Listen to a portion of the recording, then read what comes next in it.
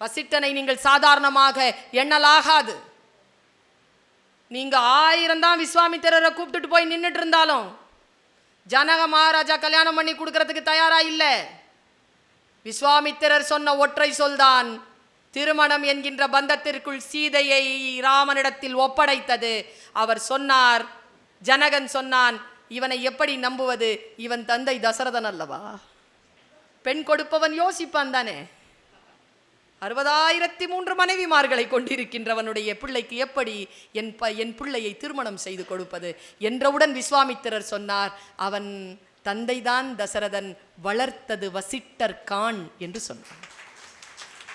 தன்னுடைய குருவினுடைய விசிட்டிங் கார்டை கொடுத்ததுனால தான் கல்யாணமே நடந்தது தலைவருக்கு.